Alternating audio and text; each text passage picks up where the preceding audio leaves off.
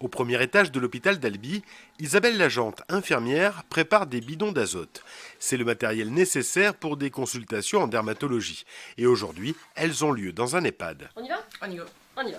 À la tête de ce service ambulant, le docteur Perrine Nicole. C'est elle qui a eu l'idée de ces consultations en EHPAD et dans des maisons d'accueil spécialisées. Et ce nouveau service s'appelle le dermatobus. Pour l'instant, c'est une dermatofiesta. Mais on ne désespère pas d'acheter un bus. Ça, c'est l'objectif à long terme. C'est une équipe mobile de dermatologie qui va vers les gens qui ont des difficultés d'accès aux soins. Et en ce moment, la dermatologie, c'est vraiment une spécialité sur laquelle on a du mal à avoir des rendez-vous. Le dermatobus se déplace 2 fois par mois dans le nord du Tarn.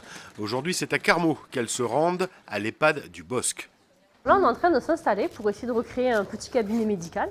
Les résidents vont arriver amenés par les soignants et comme ça, on va essayer de recréer comme une consultation. Et c'est Lucette Durand qui ouvre le bal des consultations.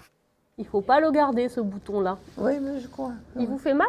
Non. Non ? D'accord. Il picote peut-être un petit peu, mais non, je suis pas mal. Et en seulement quelques minutes, les boutons de Madame Durand sont traités à l'azote. Ces consultations à domicile soulagent les patients. Pour eux, c'est pas facile d'arriver jusqu'à nous parce qu'ils sont obligés de prendre un transport en ambulance. Et quand ils arrivent à la consultation, ils sont souvent très inquiets, très stressés. Alors que finalement, de venir les voir directement sur leur lieu de vie, c'est moins compliqué pour eux. Et bien plus qu'une consultation médicale, ce sont des rencontres et des moments de partage qui se créent.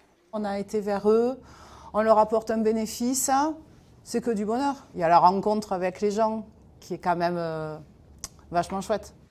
Pour monter ce service, l'équipe a bénéficié de dons de la part du Rotary d'Albi pour acheter du matériel. Prochaine étape, l'achat d'un minibus.